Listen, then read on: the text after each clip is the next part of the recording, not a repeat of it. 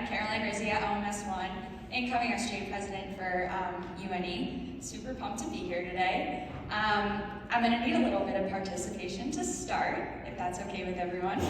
So I want you all to put your hand in the air as high as you can. Keep them there. Good. Okay, now go higher. Yeah. Okay, so if you're standing where I'm standing or sitting up here, what I saw was this, and then I saw this. So thanks for doing that, because you proved this little experiment I wanted to do, and if you didn't, it would have made the rest of this talk a little awkward. So, this experiment, it's showing how we subconsciously underestimate our abilities, and the key word here is subconscious.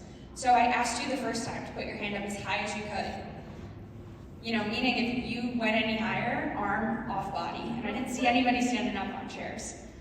But when I asked you a second time, everybody was able to go up just a little bit higher.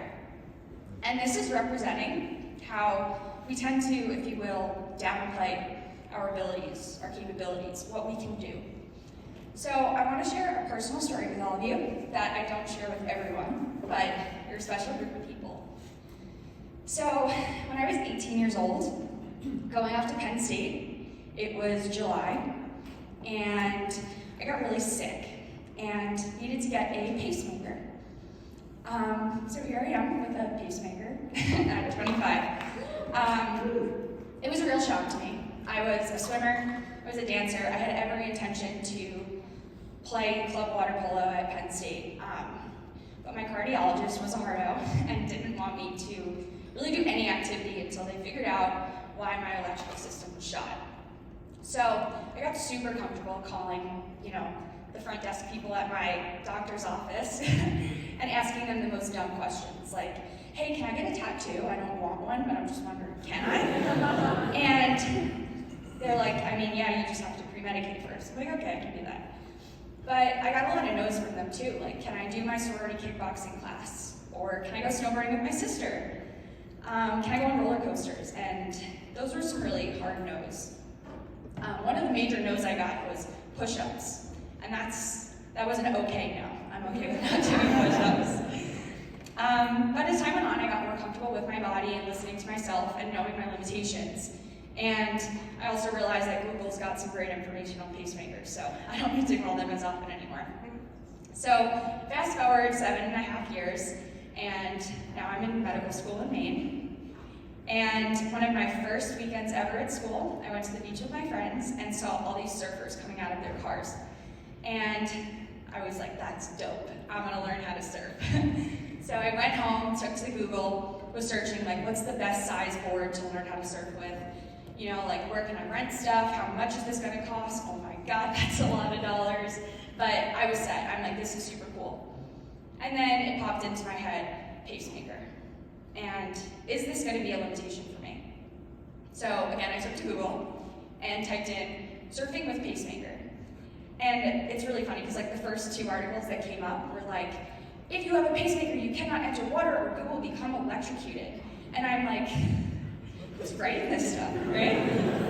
But the one under it was this article written about this guy named Mikey Temple. And he's from Long Island, New York. He's a surfer and snowboarder. And just like me, he has a pacemaker. So,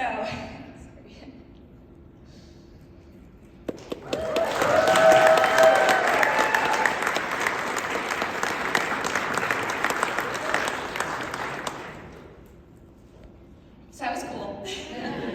It was cool to see someone just like me. So, for the next 8 months, I became a surfer. Not a good one, but a surfer. I have mastered my downward dog of standing up and not just doing a normal push-up. It's pretty cool. But, I'm sorry, thanks guys.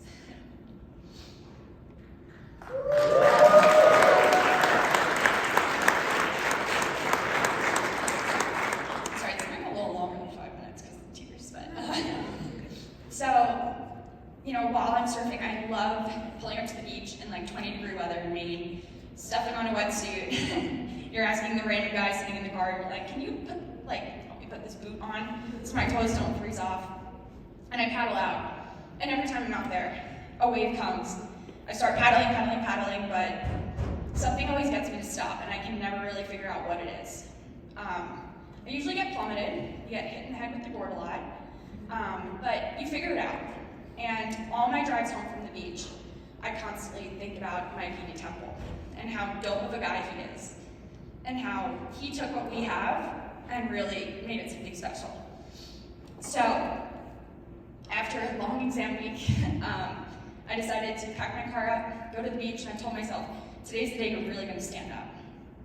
And paddled out after like a dozen times of getting hit with my board and falling and being miserable. I said, the next good wave that comes, this is gonna be the one, you're gonna stand up.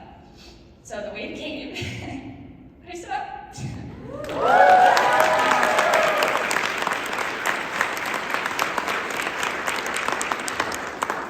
And it wasn't like Bethany Hamilton Soul Surfer or like Johnny Tsunami. I was up for like 4 seconds, and then I fell. And there was like nobody there to see it, so that was cool too, I guess.